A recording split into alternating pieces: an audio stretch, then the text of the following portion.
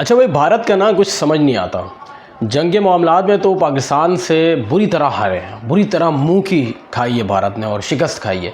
और अब वो उनका बस नहीं चल रहा, तो अब वो कोशिश कर रहे हैं किसी ना किसी तरीके से पाकिस्तान को और पाकिस्तान की बिसात को नुकसान पहुंचाएं, पाकिस्तान को बदनाम करें। जबकि वर्ल्ड फोरम पे भारत इस वक्त इतना बदनाम है कि दुनिया भर का मीडिया भारत को लपेटने पे लगा हुआ है और भारत के ख़िलाफ़ बात कर रहा है कि यार भारतीय मीडिया, भारतीय गवर्नमेंट जो है वो नंगे हो गए और उनका कहीं पर भी जो है हाल नहीं है। और बाकायदा तौर पे मोदी सरकार के ऊपर अब उनकी आवाम भी यकीन नहीं कर रही। अब वो क्या कर रहे हैं, पाकिस्तान सुपर लीग और IPL आपको पता है जारी था। और पाकिस्तान सुपर लीग को जब अफवाज पाकिस्तान ने जब हमला किया भारत पे, जवाब दिया, जवाबी कार्रवाई की और अपना काउंटर किया, तो उससे पहले एक दिन पहले ही पाकिस्तान सुपर लीग को मुलतवी करवाया था। मुलतवी करने के बाद तमाम जो प्लेयर थे वो यहाँ से अपने अपने शहरों, अपने अपने मुल्कों की तरफ जो है वो चले गए थे। और नो डाउट जो फ़ॉरेन प्लेयर्स थे उनके बारे में ये बातें की गई कि अब foreign players Daryl Mitchell, Rishad Hossain, Tom Curran, इनके बारे में बात की जा रही है कि इन्होंने फ़ेक ट्वीट चला रहा है भारतीय मीडिया पूरा जो उन्होंने काम किया वो फेक ट्वीट्स पे किया।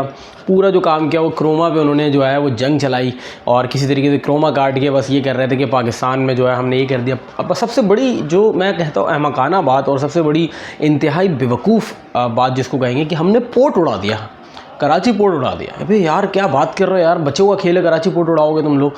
तुम्हारा राफेल हमने उड़ाया 5 मिनट के अंदर, 5 मिनट भी बहुत ज़्यादा कह रहा हूँ, 9 सेकंड का टाइम था।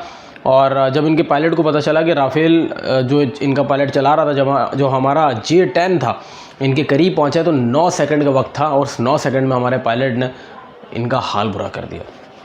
आप क्या कराची पोर्ट उड़ाएंगे, आपकी तो कोई हालत ही नहीं है ना। बहुत बुरा हाल कर दिया भारत का और 126 शहरों में उड़ा के रख दिया ना। मतलब भारत के तमाम जो तनसीबात थे, जो उनकी बेस कैम्प थी, जो उनके हथियार जहाँ पे डिपो रखते थे, वो सबकी बैंड बजा के रख दी। जब भी तो पीछे हटाए, सीज़ फायर किया, डर गया भारत।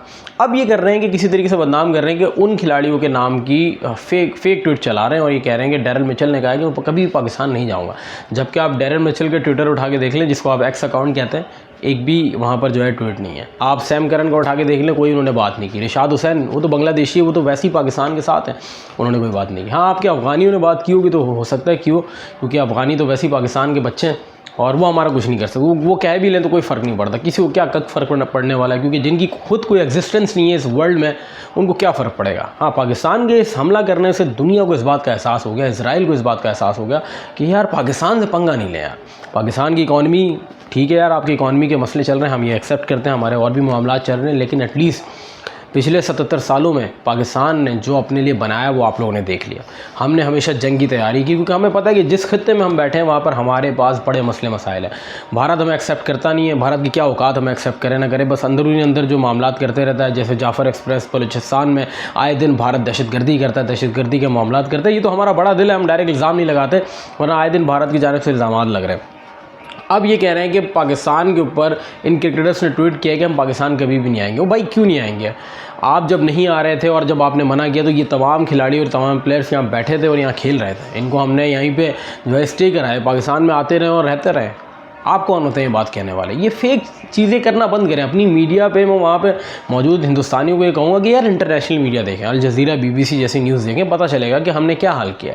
ये अपने अर्नब गोस्वामी और NDTV वगैरह वालों को ना देखें, ये सब झूठे हैं। इनसे ज़्यादा फेक जर्नलिज्म और फेक प्रोपेगेंडा कोई नहीं कर सकता। मैंने देख लिया, इतनी जाहिल कौम अपनी ज़िंदगी में नहीं देखी, और अंधा यकीन जो भारतीय अवाम इन पर करती है उनसे बड़ा जाहिल मैंने नहीं देखा यार। डायरेक्ट यार, मतलब वो लोग कुछ भी बोल रहे हैं, ये लोग यकीन कर रहे हैं, कुछ भी वार्नअप करता है ना, कुछ भी कह रहा है वो, कुछ भी वो बंदा कहता है। क्रोमा काट के चला रहे, यहाँ बम आया, ऐसे बम आया, सूत्रों के अनुसार, और मतलब कुछ भी बकवास किए जा रहे हैं। हो गया, मज़ा आ गया, ठंड पै गई, और अब बदनाम करने की कोशिश कर रहे हैं वापस। हालांकि पूरे वर्ल्ड फोरम पे बदनाम हुआ है, अब वापस बदनाम करने की कोशिश कर रहे हैं कि ये खिलाड़ी ये बातें कर रहे हैं। इस पे भी गंदे हो जाएंगे उन खिलाड़ियों के जब ट्वीट आएंगे। और अभी वापस इंशाल्लाह हम जल्द से जल्द PSL को जो है रिज्यूम करेंगे। जो हमारे रिमेनिंग मैचेस हैं हम पाकिस्तान में ही कराएंगे। भारत ने मुँह की खाई है और भारत अगर पाकिस्तान से टकराएगा मज़ीद मुँह की खाएगा, और अभी ऐसे हथकंडे करता ही रहेगा और इसकी चंद दिनों तक ये मामला चलते ही रहेंगे।